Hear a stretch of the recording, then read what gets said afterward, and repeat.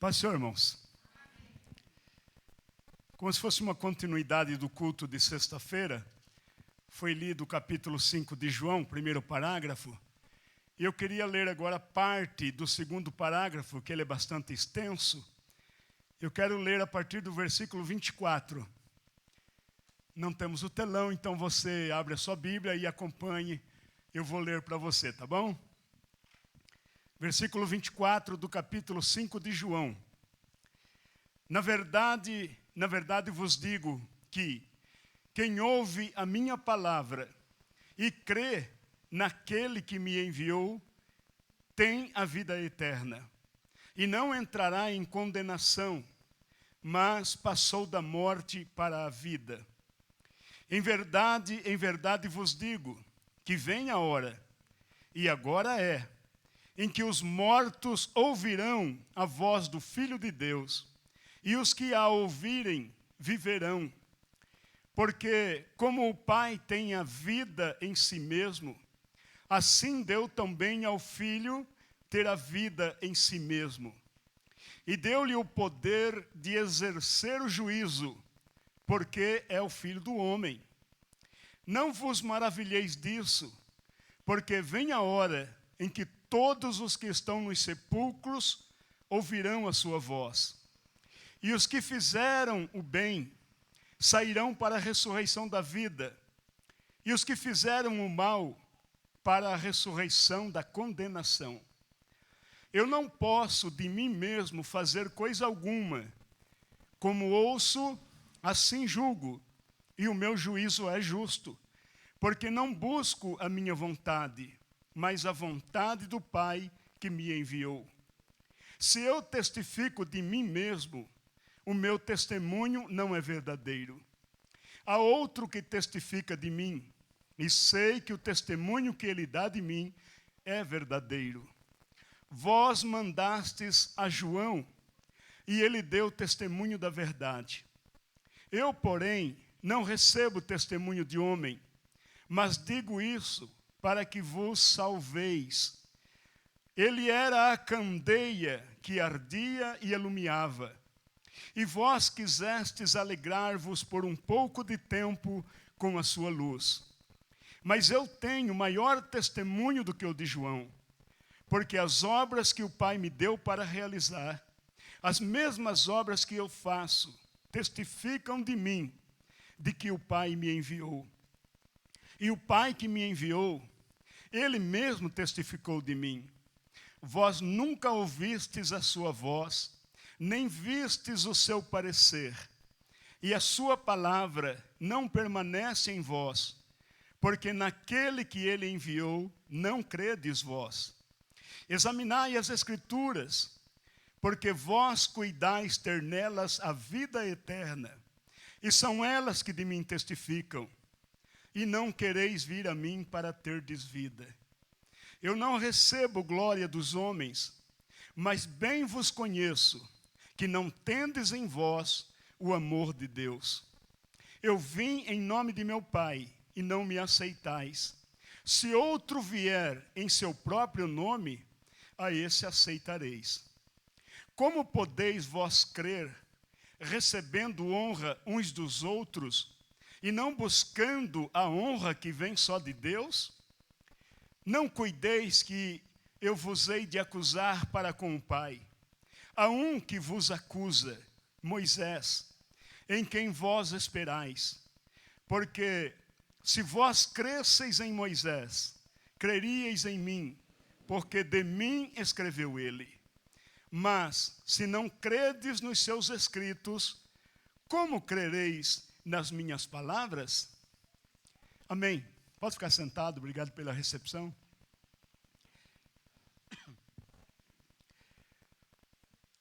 Aqui o Senhor, ele faz até uma justificativa diante dos acontecimentos, principalmente esse último, em que ele efetua a cura de um paralítico. E o fato dessa cura ter acontecido no dia de sábado, então o pessoal, todo judeu, né, de uma maneira geral, queriam condená-lo, matá-lo até. Isso é o que diz o parágrafo aqui que nós lemos, não todo, mas você pode ler em casa com tranquilidade e ver que é isso mesmo. Queriam matá-lo por duas razões. Uma, porque ele fazia obras que, segundo eles, não podiam ter sido feitas no dia de sábado. E outra, porque ele se dizia ser igual a Deus, igual ao Pai, quando confessava ser o Filho de Deus. Certamente, essas coisas todas colocamos em pauta para ser discutida, falada e entendida acima de qualquer coisa, porque não é uma coisa nova, é uma coisa já bem antiga, que precisa ser analisada por aqueles que têm, por enquanto, ainda vida, conseguem enxergar, conseguem respirar, conseguem, através da compreensão, alguma coisa que possam somar pontos a seu favor. Então o Senhor demonstra aqui o seu amor, a sua dignidade, aquilo que ele começa a fazer aqui, cobrança, para que os judeus pudessem cair em si. Eles já não estavam, como a gente acabou de ler, crendo cegamente como devia ser, conforme o pedido do próprio Senhor, de que a verdade tem predominância, a justiça precisa também predominar, todas as coisas por ele ensinada, se praticada até então, isso não estaria acontecendo. Mas, infelizmente, é o que vem acontecendo.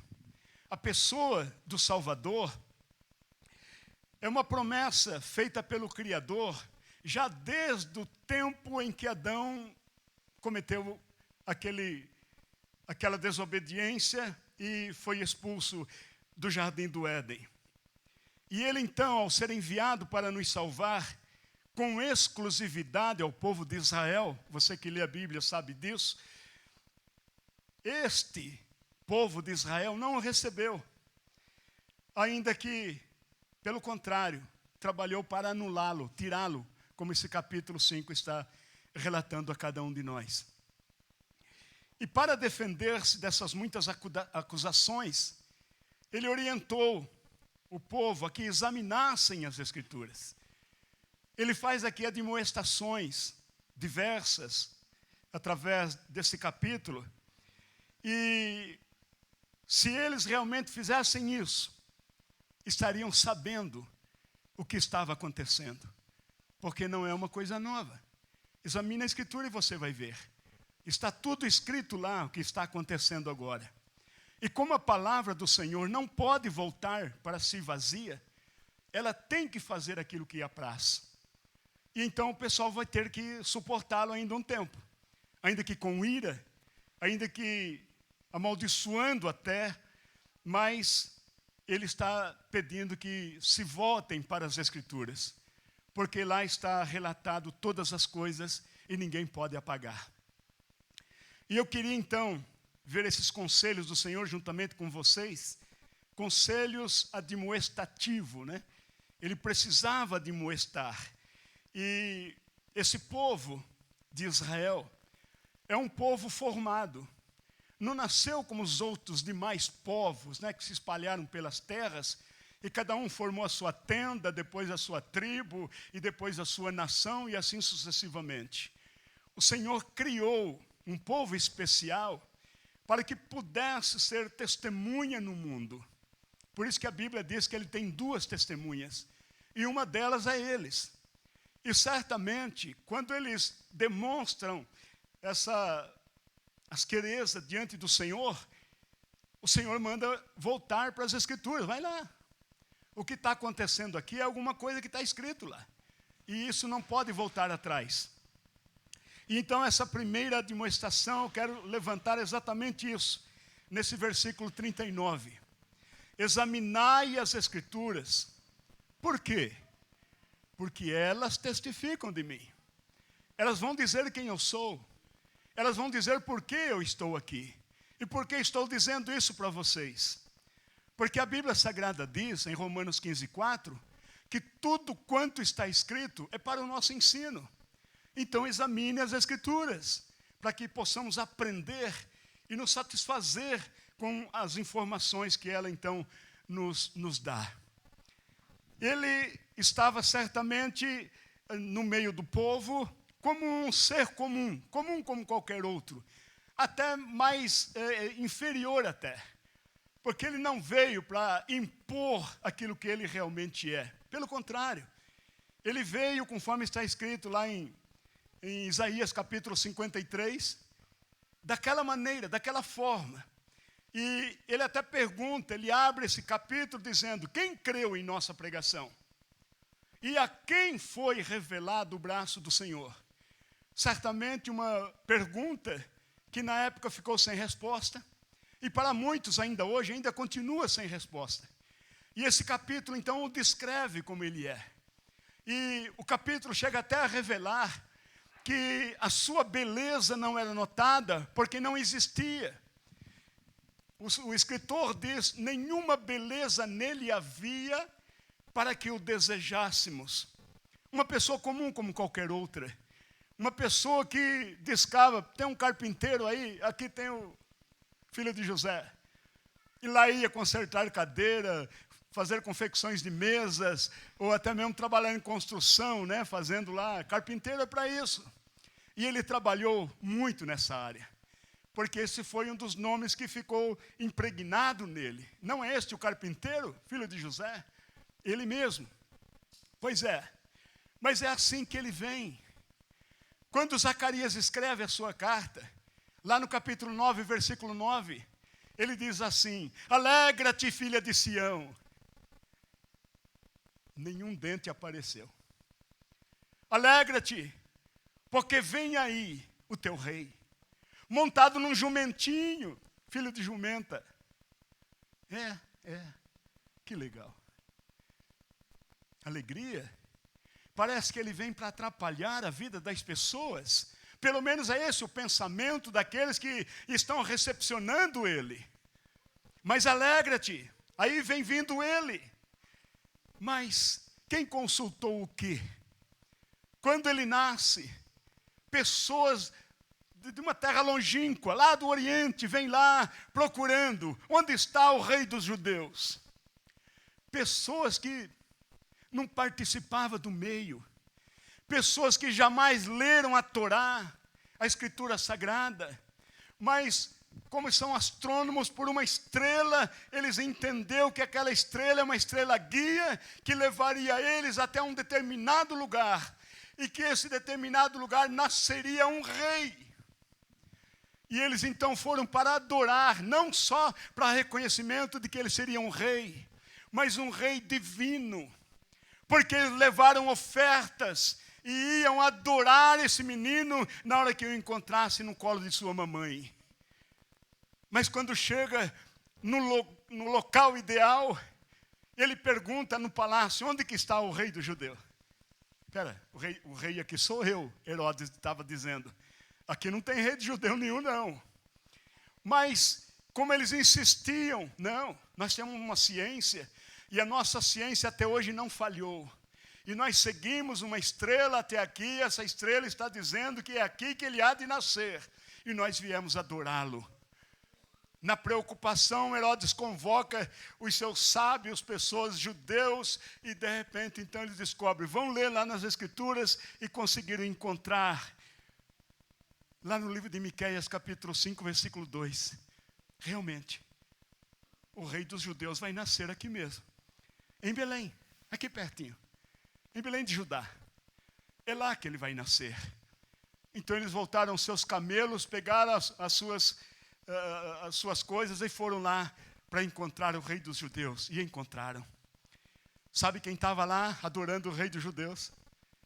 Absolutamente ninguém. Para formar um pouco de público, anjos vieram voando e foram lá no campo onde haviam os pastores guardando seus rebanhos de ovelha, e eles então começaram a revoar ali, o pessoal ficou curioso olhando, e eles então cantavam e pediam paz entre os homens, porque acabava de nascer em Belém o rei dos judeus. Correram para lá. Teve algum público? Os anjos anunciaram bem e foram para lá e encontraram realmente o menino envolto no colo de Maria e os magos ali adorando, deixando ali as suas ofertas para poderem voltar para os seus lugares. A palavra já estava dizendo que seria assim. Precisou um grupo que não entende nada de palavra, nem sabe se existe Torá ou não. Eles saem de lá seguindo uma estrela para encontrar o rei dos judeus. Olha a dificuldade. Mas como Deus facilita as coisas nessas maiores dificuldades. E chegaram até lá. Por que examinar as Escrituras? Porque elas contêm a verdade. É através dela que você encontra o caminho certo, as pegadas a serem seguidas, o local exato de você colocar o seu pé e seguir avante procurando aí o seu horizonte. Quando Paulo pregou, ali no capítulo de 17 de Atos, Lucas registrou isso. Ele ficou naquela sinagoga pregando por vários sábados, anos até. E o que acontecia? Os bereanos, pessoas tinham ouvidos e ouviam, mas não entendiam muita coisa. Mas tendo posse de um livro das Escrituras Sagradas, terminava a reunião, corriam em casa, não era para assistir o Fantástico não, ou coisa diferente, ou qualquer coisa. A fome era de saber, iam lá consultar as Escrituras para ver se as coisas que Paulo pregou era exatamente aquilo. Para quê? Se encontrassem a verdade através da pregação de Paulo, estariam eles seguindo esse Cristo que ele estava pregando ali em todo o sábado nas sinagogas. Eles eram muito mais zelosos do que todos os demais e examinavam realmente se estas coisas eram assim. E concernente ao que ele diz, o Pai testifica de mim. E você tem exemplos, quando você lê a Escritura Sagrada, no batismo dele, está lá ele sendo batizado por João Batista, e de repente foi ouvida uma voz do céu: esse é o meu filho amado, em quem me comprazo. Não precisava de mais nada, não é verdade? Mas o Senhor sabe que o homem é muito falho, e ele procura as coisas pessoais para si, o egocentrismo. O eu é plantado em nossa vida em primeiro lugar acerca de qualquer coisa. Então lá vai ele lá no Monte da Transfiguração, Deus aparece de novo lá pela sua voz: este é o meu filho amado. E quando Jesus na sua oração diz: Pai, glorifica o teu filho, a voz vem de novo: já o tenho glorificado e outra vez o glorificarei. Mas quem tem ouvidos para ouvir mesmo? Quem tem ouvidos para ouvir, ouça o que o Espírito diz às igrejas. As Escrituras e o Pai, e o Criador, e o Senhor sobre todas as coisas, dão testemunho dele. E nós então precisamos tão somente acompanhar aquilo que o Pai faz. Essa admoestação parece que não valeu muito como conselho, porque eles tinham sua própria Torá, fora da Torá escrita por Moisés. E essa sua Torá, composta por tradições, chamada de Torá oral, vinda de pai para filho de um determinado tempo para cá, tem ela muito mais valor hoje do que a Torá escrita por Moisés. E por isso que o Senhor fala lá em Mateus capítulo 15, vocês, pela tradição que vocês levantaram, invalidaram a palavra de Deus. Ela, palavra de Deus, já não tinha mais valor no meio dos judeus. O que valia agora é a tradição. Isso é o que manda. Você não pode comer sem lavar a mão. Você não pode colher espiga no sábado. Você não pode isso, não pode aquilo. A acusação que nesse capítulo é voltada para ele porque ele curou no sábado. Então o pessoal vai inquirir dele por que ele está fazendo isso. Ele disse: olha, o meu pai trabalha até agora. O que ele está dizendo? O pai não tem esse descanso de sábado. Não. Meu pai trabalha até agora. Hoje é sábado, meu pai está trabalhando. E eu trabalho também. Ao todo, eu fiz uma boa obra.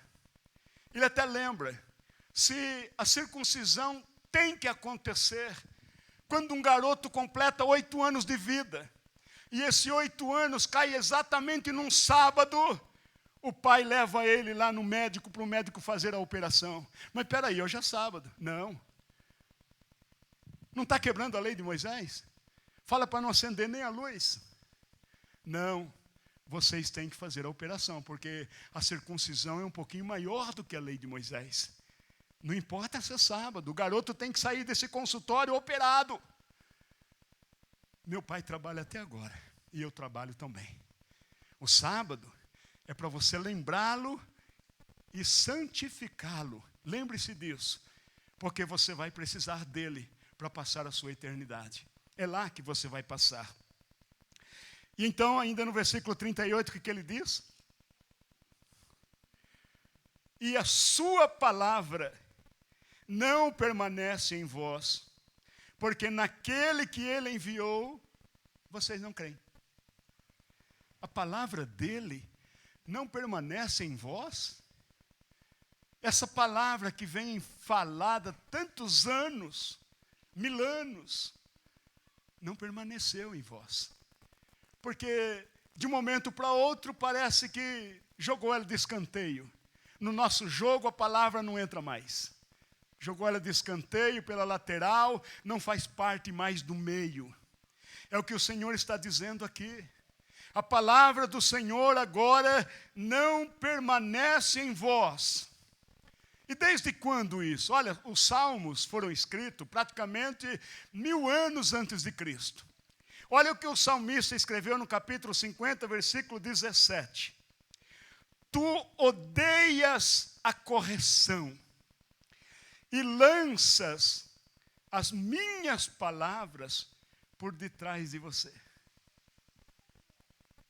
Já odiavam, há 1000 anos antes de Cristo vir, antes de estar esfregando as mãos, indo na costureira, indo lá no confeccionador de ternos. Olha, eu tenho um pano aqui que é o pano mais belo, mais caro que o mundo possa oferecer. Me faça um terno, porque na hora que a trombeta soar, que Jesus chegou, eu quero estar lá.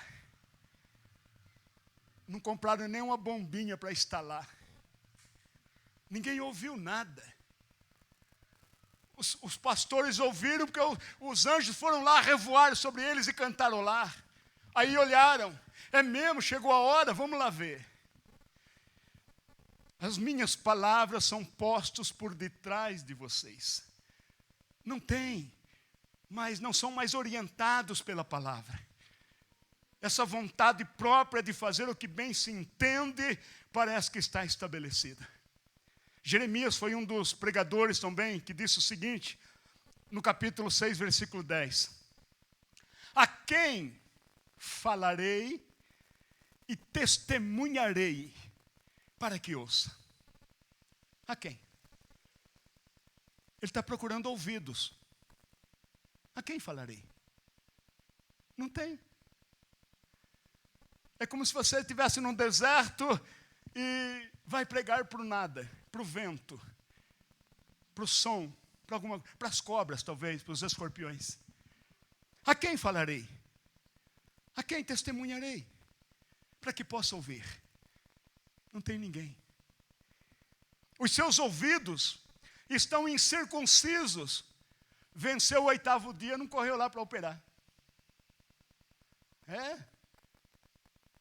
Tem que circuncidar o ouvido. Circuncidar o coração. Não é a pele prepucial, não. É aqui, aqui, aqui, aqui. Os seus ouvidos estão incircuncisos e não podem ouvir. Não podem ouvir. Ele começava a pregar, joga ele lá no poço. E jogaram Jeremias no poço. Porque eles não queriam ouvir. A palavra do Senhor é para eles coisa vergonhosa. Não gostam dela. Por isso não tinham ouvidos para ouvir. Parecia aqueles gregos que quando Paulo entra no Areópago para pregar, ele é um missionário. Ele está na Grécia. Ele está vendo o que os gregos fazem, o que eles adoram. Então ele entra no Areópago, né, um lugar de sala, onde está todo mundo ali, de gravatinha, aquela coisa toda. E ele então vê vários deuses dentro de nichos. Deus fulano, Deus cicrano, tinha lá o Zeus, que é o Deus maior, e tantos deuses. E ele então, curiosamente, vem vindo, tem um nicho lá que não tem ninguém lá, mas tem uma reverência lá ao Deus desconhecido. Não tem imagem, não tem nada, porque não sabe, não é desconhecido. Mas tem uma crença nele. Ele não tem ali, não tem nada, o nicho está vazio, mas tem uma reverência ao Deus desconhecido, uma oferenda a alguém que eles não conhecem. E Paulo então diz, é esse Deus aqui que eu estou pregando. E começa a pregar. E abre a boca, e o Espírito Santo começa a usá-lo. E quando então ele vai colocando as coisas nos seus devidos lugares e vai falar da ressurreição, o grego fala, opa, peraí, para. Acerca disso aí, nós vamos te ouvir outra vez. Não temos ouvido para isso agora, não. Pelo menos eles disseram isso, para Paulo parar. Outros até deixam alguém continuar, mas acabou a reunião. Pegou quem ouviu, jogou fora. Por quê? Porque como ele está dizendo aqui, a minha palavra para eles são coisas vergonhosas. Ser um cristão em meio a determinados lugares é vergonhoso. Por isso não defendemos a cruz. A bandeira não está alçada. A camisa cristã não está sendo vestida. Nós somos um comum como qualquer outro no meio de tantas coisas. Por isso, então, que ele próprio disse em 7,13 de Marcos, invalidais a palavra de Deus, pela vossa tradição, que vós mesmos transmitistes. Tradição criadas por eles mesmos. Não é uma tradição que diz, olha, a palavra de Deus diz mais ou menos isso, e nós vamos então nos ligar nisso. Não. É coisa própria, coisa deles, particular, fora de Deus. Não temos tempo para isso. Nosso negócio é outra coisa. Então, o próprio Senhor diz, vocês invalidaram. A palavra não tem essa recepção. Estão jogando a minha palavra lá por detrás. Um terceiro conselho que é demonstrativo, está no versículo 40. Vocês não querem vir a mim para ter vida. Examinai as Escrituras, porque vós cuidais ter nelas a vida eterna. E vocês não querem vir a mim para ter desvida. Como se encontrasse vida em qualquer outro lugar, em qualquer esquina, em qualquer balada, em qualquer cinema, em qualquer teatro. Não. Eu vim para que vocês tenham vida. Não tem vida em outro lugar. Não adianta. Vocês não estão querendo vir a mim para ter desvida. Aí o Salmo também, voltando lá no Salmo 81, versículo 11. O meu povo não quis ouvir a minha voz. O meu povo não me quis. Interessante. Não, Jesus aqui não. Parece aquela igreja, lembra que tem 7 igrejas que João escreveu? E uma delas, está lá escrito, você pode ver. A direção da igreja achava que estava tudo nos seus devidos lugares. Chegavam a dar testemunho, não temos falta de nada. Não passa salva aí não. Não tem gasofilácia aqui não precisamos de nada aqui. Somos ricos, abastados, temos tudo o que precisa. O som corria largo lá, né? Palmas, cantorias, pregações, etc e tal. O barulho era tanto no meio deles que não ouviam alguém batendo na porta. A igreja estava fechada para Jesus. Jesus batia na porta da igreja. A igreja estava louvando, cantando, adorando, não sei o quê. Porque quem devia ser adorado está lá fora. Não tem lugar para ele entrar. Eu estou à porta e bato. Se alguém ouvir, primeiro tem que circuncidar, senão não tem condições. A Bíblia diz que a fé vem pelo ouvir, mas ela completa. O ouvir só vem pela palavra de Deus. Desprezou a palavra, não tem ouvidos para ouvir. Continue incircunciso. Não vai ouvir jamais admoestações ou exortações, ou até conselhos, ou o que quer que seja. Não vai passar daqui. Criou-se uma blindagem, não passa daqui. Porque a fé vem pelo ouvir, mas o ouvir só vem pela palavra de Deus. Se alguém não tem a palavra de Deus, como ele está dizendo aqui, vocês lançaram ela para trás. Não tem ouvir, logo não vai ter fé. Porque a fé só entra, só passa a ser participante se nós ouvirmos. Mas para ouvir eu tenho que ir até a palavra. O meu povo não quis me ouvir. Israel não me quis. Engraçado. Ele forma esse povo de uma forma especial, como se tivesse a gene dele ali. Porque nem Abraão nem Sara tinham condições de dar à luz. Mas ele faz esse milagre. Então essa folha precisa ser assinada somente por ele. Não tinha condições deles progredirem, crescerem, ter filhos, neto, bisneto, sair para fora e contar as estrelas e dizer assim vai ser a sua geração. Seus filhos, neto, bisneto, tataraneto, etc, etc, etc, etc. Um conselho no capítulo 12, versículo 25 de Hebreus. Vede que não rejeiteis ao que fala. Por quê? Se não escaparam aqueles que rejeitaram o que na terra os advertia, muito menos nós, se nos desviarmos daquele que é do céu. Aqui eu li uma passagem, um texto, mas no contexto você vai ver que ele está falando do acontecido lá no deserto, quando Moisés, com aquele esforço, dedicação, consegue levar o povo para entrar em Canaã. E em meio ao caminho, não queriam mais ouvir Moisés. O desejo deles parecia estar querendo voltar para o Egito. Assim como muitos cristãos voltam para o mundo, é símbolo. Querem voltar atrás.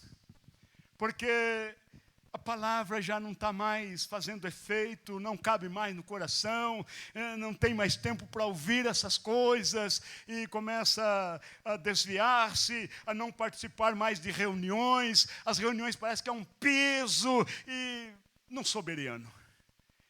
E aí então fica essa dificuldade toda, mas a Bíblia fala que quantos morreram no deserto mesmo?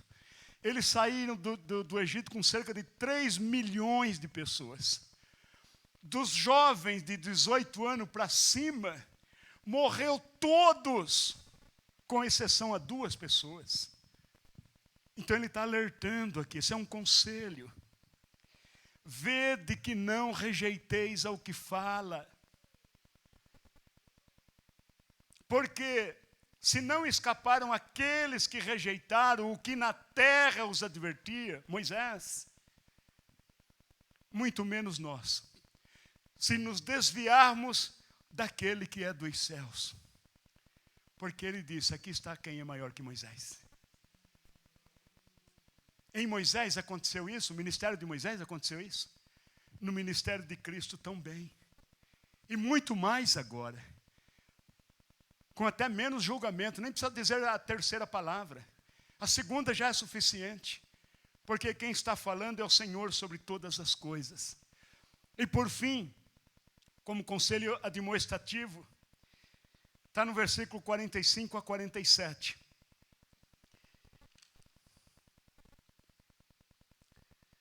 Não cuideis, que eu vos hei de acusar para com o Pai. Não. A Bíblia diz que Ele é amor. ele não é promotor. Ele não acusa quem quer que seja. É o que ele está dando testemunho aqui. Não vou fazer isso. Não cuideis que hei de vos acusar para com o Pai. Mas há um que vos acusa. E agora? Aí não tem jeito. Como calar esse um que nos acusa? Bem, Moisés, em quem vocês esperam. Eles davam muito mais trégua, mais valor, mais credibilidade à pessoa de Moisés do que do próprio Cristo. Então, eu não vou acusar vocês junto com o Pai, mas alguém vai acusar vocês. E esse alguém é Moisés. Por quê? Porque vocês não estão olhando mais naquilo que Moisés escreveu. Porque se vocês crescem em Moisés, também creríeis em mim, porque de mim escreveu ele. Mas se não credes nos seus escritos, como crereis na minha palavra? Moisés, o escritor, o primeiro escritor das Escrituras Sagradas. Então ele registrou coisas maravilhosíssimas sobre a pessoa bendita de Jesus. Se a Torá tivesse realmente a reverência que eles dizem que tem por ela, o Cristo seria adorado por eles e não sofreria acusações como está fazendo aqui, querendo até matá-lo. No capítulo 49, versículo 10 de Gênesis, está Jacó praticamente num leito de UTI, já está quase fechando a mão assim, dando adeus ao mundo, mas ele chama os seus filhos para dirigir palavras a cada um deles. E a maioria deles ele abençoou. E quando chega em Judá, um dos seus filhos, no versículo 10, ele fala para Judá assim: Judá, o cetro é aquela bengala, aquela vara que o rei segura na mão, sabe? Se você entra num palácio, tem alguém com o cetro na mão, aquele é o rei. É o único que segura o cetro. Então ele está dizendo aqui, o cetro não vai se arredar de Judá. Ele está diante de 12 filhos. Mais 2 netos, que José já trouxe também os 2 filhos para ser abençoado. E entraram ali como se fosse mais uma tribo, né? Formando as 12 estabelecidas em Canaã. O cetro não vai se arredar aqui de Judá. Então Judá recebeu essa bênção da parte de seu pai.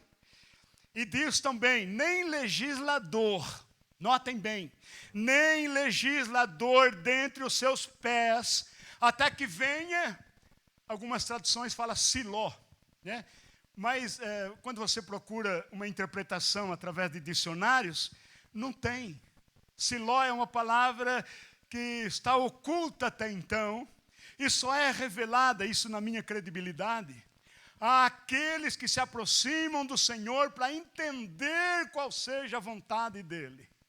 Sabe aquela comunhão que você tem com alguém, que é uma comunhão estreita, que você derrama sua alma, seu coração, sua vida, você confessa, você adora, você ama. Pois é.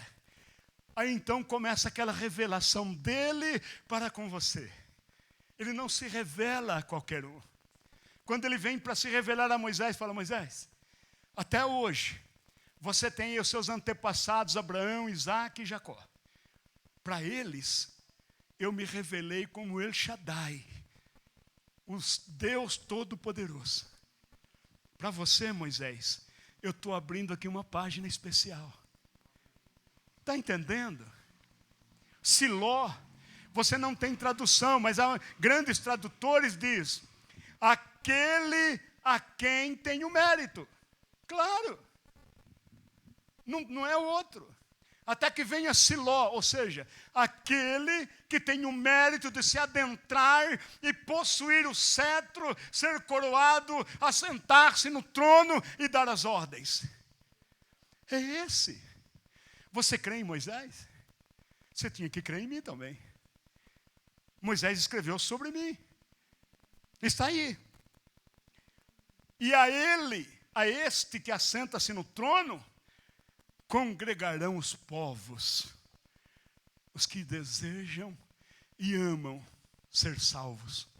E se dedicam por isso. E entram em comunhão com Ele. Porque sabe que Ele é o alimentador. É Ele que disse, eu vim para que tenham vida. Não procure vida fora dele que não vai encontrar. Ele é a vida. Caminho, verdade e vida. Vida somente é procedente dele. Moisés também escreveu algo bastante interessante que eu quero ler para vocês. Está no capítulo 18 de Deuteronômio. No versículo 15 ele começa a escrever assim. O Senhor teu Deus, ele está tendo um contato com o povo de Israel. O Senhor teu Deus te despertará um profeta do meio de ti, de teus irmãos, como eu. A ele vocês devem ouvir. Como eu, como vocês estão vendo aqui. Estou sendo legislador, estou elaborando aqui uma carta magna para vocês se tornarem uma nação. Eu estou na frente de vocês, estou dirigindo vocês, estou escrevendo o que o Senhor está mandando eu escrever. O Senhor vai levantar alguém semelhante a mim. Mas não tem que ouvir a mim, tem que ouvir Ele. Através dos meus escritos, vou levar até Ele. Quando chegar nele, esquece eu. É Ele. É como João Batista. Chegou e pregava até no deserto. Ele não tinha uma congregação bonita assim, que a gente possa vir aqui, sentar-se comodamente, né? Passar um tempo. Lá é um sol causticante, 45, 50 graus. E tem que ficar naquela fila ouvindo João Batista dizer, raça de víboras, quem ensinou vocês a fugir da ira que está por vir? Sim, senhor. Tem que enfrentar a fila ali. E ele tinha muitos seguidores. Um dia, aparece Jesus passando na frente dele. E ele aponta o dedo aqui, ó. Olha o Cordeiro de Deus que tira o pecado do mundo. Aí os discípulos que estão seguindo João Batista falam, o quê? Hã? É ele? É, então tchau, João. Seguidor de Cristo agora. Aí o pessoal começa a zombar de João Batista. Ei, João Batista, ficou sozinho, hein? Não. Quem tem a noiva é o noivo. O amigo só se alegra quando vê um noivo tão bem alegre. Importa, meu amigo, é que ele cresça e que eu diminua. É que Moisés está dizendo aqui. Eu estou escrevendo isso para levar você até ele. Mas quando chegar nele, me esquece. É ele. Ponha credibilidade nele, espera nele, confia nele, adora ele.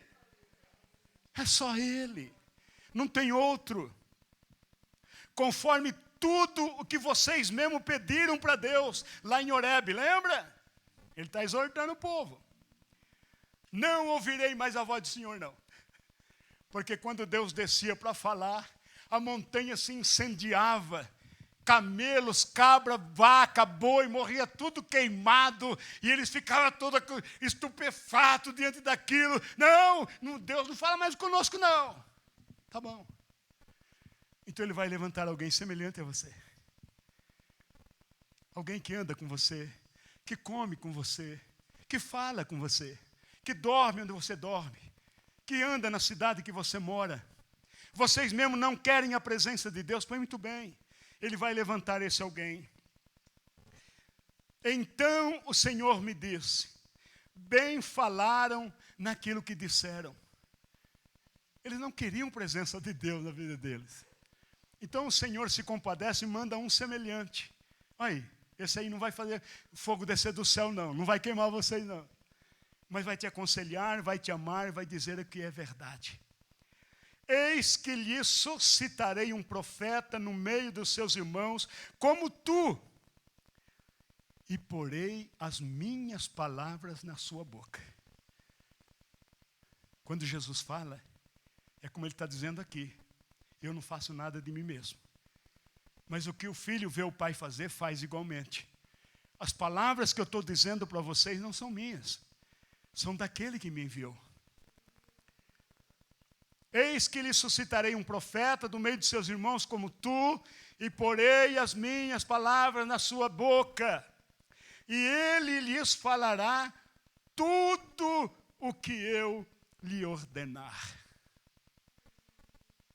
Jesus veio em nome do Pai. Ele veio para nos buscar, como foi cantado aqui. Ele vai voltar. Assim que Ele preparar lugar.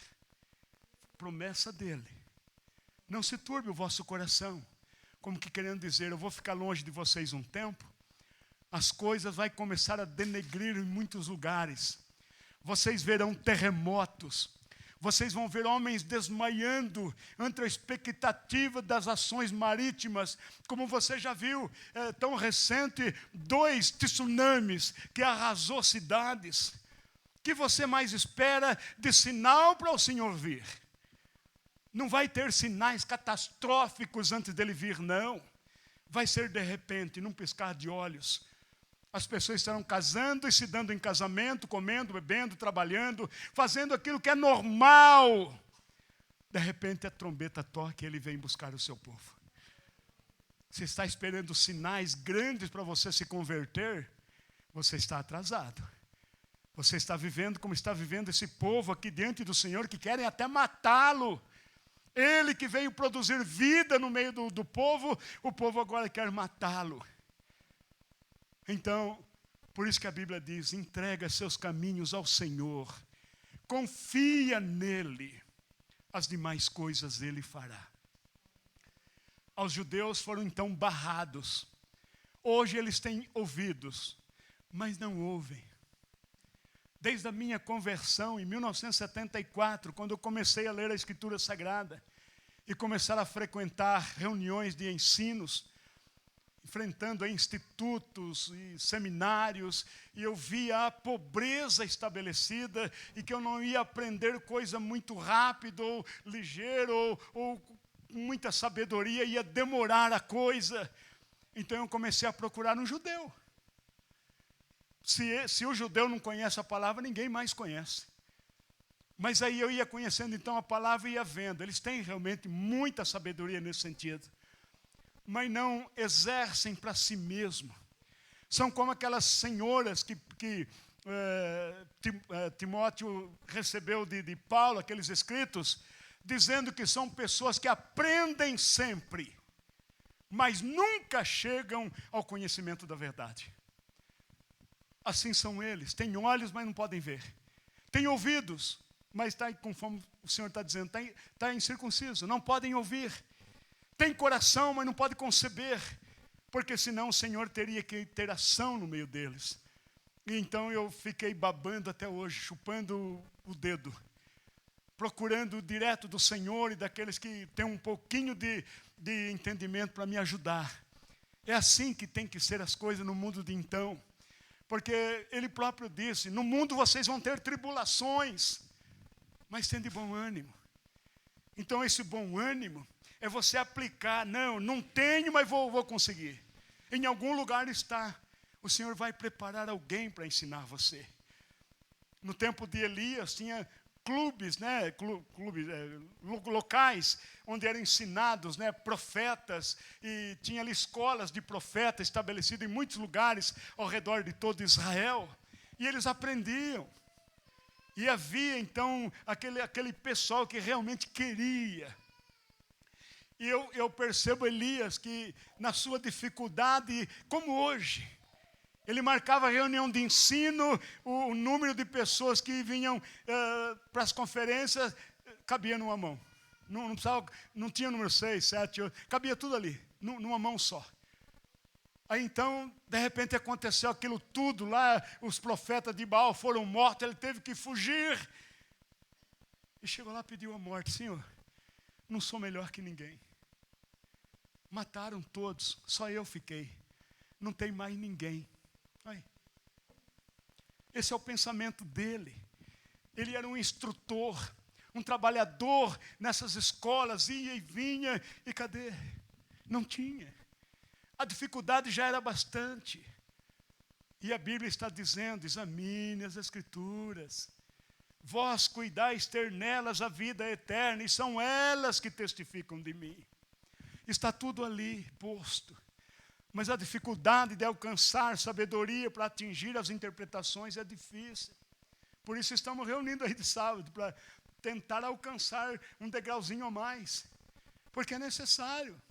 Pedro apresenta uma escada de 7 degraus. E de repente eu comecei a ler ali, puxa, eu estou no primeiro ainda. Eu tenho mais 6 para... Olha, é difícil, mas possível. Um ao outro ajuda, é o que a Bíblia diz. Sozinho, não é possível fazer muitas coisas, mas um ao outro ajuda.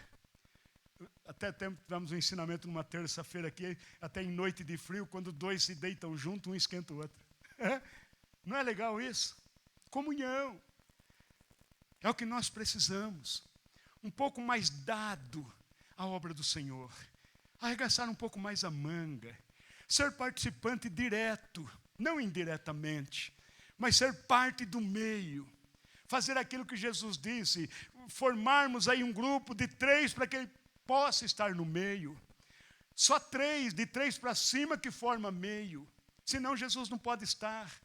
Então, precisamos fazer exatamente o contrário do que esses judeus estão fazendo. Porque senão amanhã, quando soar a 7ª trombeta, vão pedir a morte dele também. Ah, já que eu vou morrer, eu só tenho que morrer também. É a ira. O egocentrismo vai ser estabelecido. Então, o convite nesses 4 conselhos aqui admoestativos, eu recebo para mim. Porque eu sei em quem tenho crido, conforme diz a Bíblia Sagrada. E você precisa também saber e ser um serviçal. O reino de Deus, ele não é hoje uma realidade em que a pessoa busca a pessoa só para participar. Tem muitas casas de aluguel lá e vamos lá. Não. O reino de Deus está sendo formado. E você precisa ser um desses que vai fazer a formação junto com Cristo. Ele começou sozinho, de repente tinha um batalhão de 12. E se não for assim, você não vai ter um reino seguro e firme.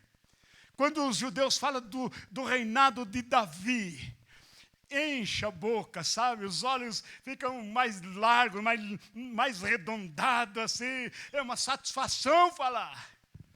Aí você olha para Davi, não tem muita aparência ele, não. Mas aí vamos ver o exército dele como é que está. Ele tinha 300 homens que estavam do lado dele, que, olha, não tinha para ninguém. Ele tinha 3 especiais. Um deles, um só, abatia 600 soldados. Um só. Ele tinha 300.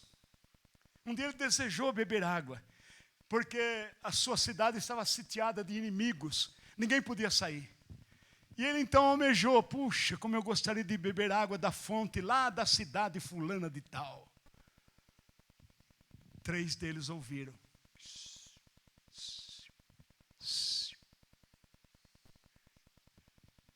Sacaram mão da espada, vamos lá buscar essa água. Quantos soldados inimigos morreram, eu não sei contar para você. Mas de repente eles estavam de volta com um galão cheio d'água. Está aqui, Davi. O seu desejo aqui. Fica à vontade. Quando ele pega aquele galão, irmão, não dá para acreditar. Não é possível. Essa água não vai para o meu paladar de jeito nenhum. Não mereço isso. Pegou aquela água e ofereceu ao Senhor. Derramou perante o Senhor. Porque essa água tem uma valiosidade imensa, não para Davi, mas para alguém muito maior. O que você tem oferecido a ele? Ele só está pedindo você, o seu tempo. Ele quer cuidar de você. Filho, me dá o coração. Ele está querendo a direção da sua vida. Ele sabe do que você precisa. E nós queremos orar por você. Tem alguém nessa noite que ainda não tem Jesus como Salvador, que estava vivendo como esses judeus aqui, pegando em pedras, querendo atirar nele? Você que estava distante do Senhor, o momento da remissão é agora. Aqui está a igreja que vai orar por você. Se tem alguém nessa noite que deseja afetuosamente aceitar Jesus como seu Salvador, dê um toquinho com a mão, ou então levante de pé, venha aqui correndo, faça alguma coisa, e a igreja então vai orar por você. porque sabemos que Deus te ama. E Ele não quer ver você sair daqui dessa noite, dessa reunião, isoladamente dEle, da palavra dEle, mas amando Ele acima de qualquer coisa, porque um determinado dia, na sua volta, os olhos dEle vão estar voltados para você. Eu vim buscar você. Tem alguém nessa noite? Se não tem, não queremos constranger, mas depois do culto, pode vir falar com a gente aqui. Isso tem valor excepcional, não tem problema que seja agora, pode ser qualquer hora, contanto que você tome a decisão e aceite esse Salvador como Salvador da sua alma. Porque você, como eu, como qualquer um de nós, estamos precisando dEle, e só Ele pode restaurar-nos para a glória dEle mesmo. Amém?